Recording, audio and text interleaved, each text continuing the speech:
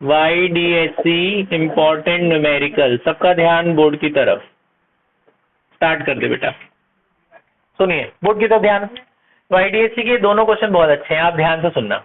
आपको याद है YDSC, दो स्लिट्स होती थी, यहाँ स्क्रीन होता था, दोनों स्लिट के बीच का गैप स्मॉल डी और स्क्रीन और स्लिट के बीच का गैप क्या होता था, बड़ा डी। उसने बोला कि हम इसको पास ले गए, स्लिट को स्क्रीन के पास ले गए, इतना पास ले गए, तो ये हमें कुछ यहां दे नहीं रखा। ये मान लो मैं यहां से यहां ले गया स्लिट को, तो ये गैप दे रखा है 5 × 10⁻²।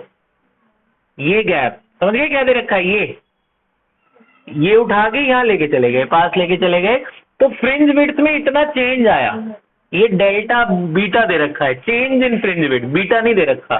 तो चेंज इन फ्रिंज विड्थ कितना दिया हुआ था, कितना था, 3 × 10⁻² मीटर, है ना, कि 5 इतना ही था ना, 5 3 × 10⁻5 मीटर। क्या दे रखी थी वैल्यू, यही है ना वैल्यू। अब सुनो, इन्होंने बोला what is the wavelength of light use. एक बार क्वेश्चन फिर से बता रहा हूं मैं।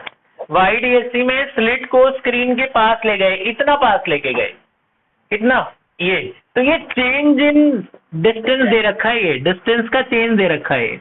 तो आपको बोला है slits are separated by small d दे रखा है आपको 1 मिलीमीटर यानी 10⁻³ मीटर। आपको बोला वेवलेंथ निकालो, तो आप क्या करोगे पता है, 2 बार बीटा का फॉर्मूला लगाओगे। पहले क्या बीटा था, पहले बीटा इतना था, बाद में बीटा कितना हो जाएगा, जब स्क्रीन को पास लेके जाओगे तो क्या बदलेगा, वेवलेंथ तो बदल नहीं रहा है, क्या बदल रहा है, डिस्टेंस बदल रहा है। पहले डिस्टेंस D1 था, बाद में डिस्टेंस कितना हो गया D2, डिस्टेंस बदल गया ना। पहले डिस्टेंस मान लो D1 था, बाद में डिस्टेंस कितना हो गया D2, ठीक है।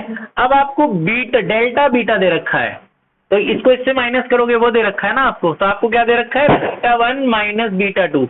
ये डेल्टा बीटा क्या है, β1 - β2 इज गिवन। β1 - β2 के लिए इन दोनों को माइनस करोगे ना, जब आप इन दोनों को माइनस करोगे λD1/D - λD2/D, तो इसमें से कॉमन आ गया ना, क्या कॉमन आ रहा है, λ/D कॉमन आया, λ/d कॉमन आया, क्या बचा D1 - D2। ये बात समझ आई। तो β1 - β2 तो दे रखा है ना, वो कितना दे रखा है, 3 × 10⁻5। लैम्डा नहीं पता, छोटा डी तो पता ही है, छोटा डी ये डाल देना। D1 - D2 भी पता है, तो D1 - D2 भी हटा देना। तो वेवलेंथ नहीं पता, स्मॉल डी पता है 10⁻³ लैम्डा, D1 - D2 भी पता है 3 × 10⁻5 है ना, ये भी पता है, सब कुछ पता है, बस ये लैम्डा ही तो नहीं पता। अब लैम्डा निकल नहीं जाएगा, तो देखो ये 3 से 3 तो कट गया सीधे सीधा, 10⁻5 से 5 भी कट गया, 10⁻³ ऊपर चला आया, तो कितना वेवलेंथ इस्तेमाल हुआ, 10⁻³ मीटर का वेवलेंथ आया समझ में।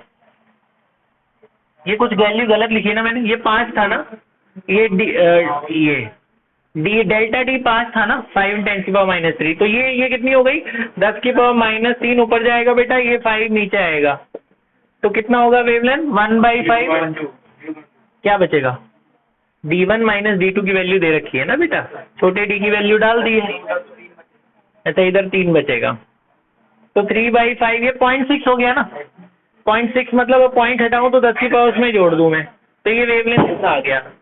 ये बात समझ में आई, क्वेश्चन समझ में आया था। तो 2 बार बीटा का फॉर्मूला लगाना, इनको माइनस कर देना, β1 - β2 दे रखा है और D1 - D2 दे रखा है इस बार, तो इसकी वैल्यू डाल दी, इसकी वैल्यू डाल दी, स्मॉल डी भी दे रखा है, तो लैम्डा निकल जाएगा। अगला सुनो, फोर्थ, ये इंपॉर्टेंट है बेटा, ये बोर्ड में आ रखा, वैसे तो ये भी आया बोर्ड में, लेकिन ये 2 बार आया, आंसर 4 इंपॉर्टेंट 2 बार आया, ध्यान सुनना। इसमें बोला है 2 अलग अलग वेवलेंथ की लाइट इस्तेमाल करी YDSC के न्यूमेरिकल कर रहे हैं, आपको पता है, एक बार 800 नैनोमीटर, एक बार 600 नैनोमीटर, एक ही सेटअप में, पहले एक बार किया फिर दूसरी बार किया, समझिए। जैसे एक लेजर लाइट ले आए 800 नैनोमीटर की थी, दूसरी लेजर लाइट भी ले आए, वो 600 नैनोमीटर की थी। एक जगह कहीं ऐसी है स्क्रीन पे जहां इसका ब्राइट, इस वाले का ब्राइट फ्रिंज और इस वाले का ब्राइट फ्रिंज कोइंसाइड कर रहा है। बोला वो कौन सी जगह है, मतलब सेंटर वाले फ्रिंज से ऐसे कौन सा डिस्टेंस है जहां पे दोनों के ब्राइट फ्रिंज कोइंसाइड कर रहे हैं, समझ रहे हो। तो हम क्या करेंगे, 2 कॉलम बनाएंगे, पहले पहले लेंगे फॉर λ1 800 नैनोमीटर है। अब दूसरे के लिए लेंगे फॉर λ2 फॉर दिस वेवलेंथ। ध्यान से सुनेंगे आप, ये भी 600 नैनोमीटर है। आपने दो बार y का फॉर्मूला लगाना है, y का फ्रिंज विड्थ। बेटा y क्या होता है? सेंटर से गैप, सेंटर से उस ब्राइट फ्रिंज का गैप। क्या फॉर्मूला था ब्राइट फ्रिंज का? y is equal to n lambda D by d, है ना। दूसरे यहाँ पे λ1 ले लेना, कैपिटल डी स्मॉल डी तो सेम ही रहेगा क्योंकि सेम सेटअप है। वहां पे क्या करना, y2 में।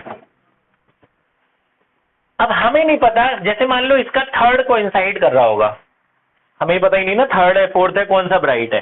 तो ऐसे क्वेश्चंस में एक को n लेते हैं। याद रखना जब कोइंसाइड का कोई भी क्वेश्चन आए तो एक को n लेना, अगले वाले के n को n+1 या n-1 लेना।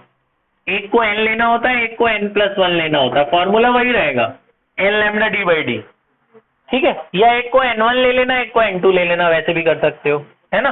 तो एक को n1 ले लो, चलो इससे आपको याद रहेगा। इसको n1 और इसको क्या ले लेंगे, n2। अब क्या करना है, ये कोइंसाइड कर रहे हैं दोनों y। तो if the fringes coincide, coincide का मतलब समझ गए ना, एक के ऊपर एक बन रहा है। अगर एक के ऊपर एक बन रहा होगा तो जो सेंटर से पहले वाले का गैप होगा वही सेंटर से दूसरे वाले का भी तो गैप होगा।